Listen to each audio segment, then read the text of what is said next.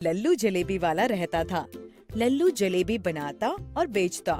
सुबह से शाम लल्लू की दुकान पर जलेबी खाने वालों की लाइन लगी रहती।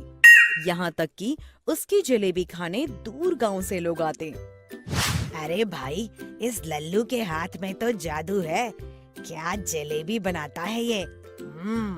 वाह, मजा ही आ गया। सही कहा सोनू भाई। लल्लू भैया, मुझे जरा 50 रुपए की जलेबी दे दो, घर ले जाऊंगा। घर वालों को भी आज खुश कर दूं। तो इस प्रकार लोगों को लल्लू की जलेबी बहुत अच्छी लगती। लल्लू अपनी प्रसिद्धि से जिंदगी में बहुत खुश था। एक दिन एक आदमी लल्लू की दुकान पर जलेबी खा रहा था। उसे जलेबी बहुत स्वादिष्ट लगी। उसने लल्लू से कहा, लल्लू भाई, तुम्हारी ये जलेबी तो बहुत स्वादिष्ट है। एक प्लेट और लगा दो। जलेबी तो उस आदमी को पसंद आ ही गई थी। खाते खाते उसने लल्लू से कहा, भाई मजा आ गया। ऐसा लग रहा है मानो किसी ने अमृत रस भर दिया हो इस जलेबी में। धन्यवाद भाई साहब। अब तो बस इसी काम की आदत हो गई। जलेबी बनाओ और खिलाओ। वैसे अगर जलेबी के साथ बढ़िया मलाईदार रबड़ी भी होती तो मजा आ जाता। आपकी बात ठीक है, पर मुझे सिर्फ जलेबी बनानी आती है। वैसे भी जलेबी बनाने में सारा दिन बीत जाता है, तो रबड़ी कैसे बनाऊं?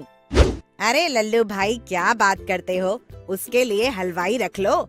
एक बहुत ही बढ़िया रबड़ी बनाने वाले हलवाई को जानता हूँ। कहो तो कल ही उसे ले आता हूँ। विश्वास करो, दुकान और भी अधिक प्रसिद्ध हो जाएगी। अब लल्लू उस आदमी की बात गौर से सुनने लगता है और मन ही मन सोचता है, हमारी जलेबी तो चल ही रही है कब से। कुछ पैसे तो हम जमा कर ही चुके हैं। अब जरा काम को बढ़ाया जाए। अरे बाबू, हम तैयार हैं। चलो फिर ठीक है लल्लू भाई, कल सुबह मिलो। अगली सुबह वो आदमी रबड़ी बनाने वाले हलवाई को लल्लू से मिलवाता है और काम भी शुरू हो जाता है। अब लल्लू की दुकान पर जलेबी और रबड़ी का बोर्ड लग जाता है। ग्राहक दोनों का स्वाद लेने लगते हैं। हर ग्राहक को जलेबी के साथ रबड़ी खाने की इच्छा जरूर होती।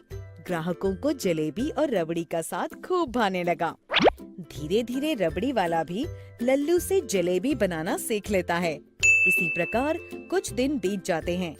एक दिन रबड़ी वाला लल्लू से आके कहता है, अरे लल्लू भैया, हम शहर तक जा रहे हैं सामान लेके। 2 दिन में आ जाएंगे। ठीक है भाई, आ जाना जल्दी। अगली सुबह लल्लू की दुकान पर ग्राहकों की भीड़ लग जाती है। जरा रबड़ी जलेबी लगा दो 1 प्लेट। अभी तो सिर्फ जलेबी है भाई, जलेबी खाओ। पर लल्लू भैया, जलेबी के साथ मलाईदार रबड़ी का मजा ही अलग है। बिना रबड़ी के जलेबी का स्वाद नहीं आता। सभी ग्राहक वापस चले जाते हैं और धीरे धीरे लल्लू की दुकान पर ग्राहक आना कम हो जाते हैं और लल्लू चिंतित होने लगता है। तभी एक ग्राहक लल्लू को चिंतित देख उसकी दुकान पर आता है। क्या हुआ लल्लू भाई, बड़े चिंतित लग रहे हो। क्या बताऊं भाई, आजकल जलेबी ही नहीं बिकती और आज 6 दिन हो गए, रबड़ी वाला भी नहीं आया। क्या बात करते हो, जलेबी नहीं बिकती? उस गांव में जलेबी खूब बिक रही है और रबड़ी भी। खा के देखो, मैं भी वहाँ से लाया हूँ। लल्लू रबड़ी और जलेबी खा के बोलता है, अरे ये जलेबी और रबड़ी बिल्कुल हमारे जैसी ही बनाई है। जरा चल के देखें, ये कौन है? तभी लल्लू दूसरे गांव के दुकान पर जाता है और देखता है कि वही हलवाई जो उसकी दुकान पर था, वहाँ रबड़ी और जलेबी बना रहा है। और ये क्या, वही दूसरा आदमी जिसने उस हलवाई को भेजा था, वो जलेबी बना रहा है। ये देख लल्लू हैरान हो जाता है।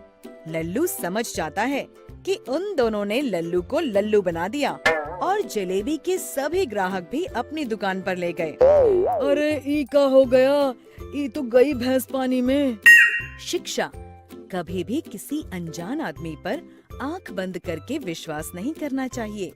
हमेशा सूझबूझ के साथ ही किसी पर विश्वास करना चाहिए।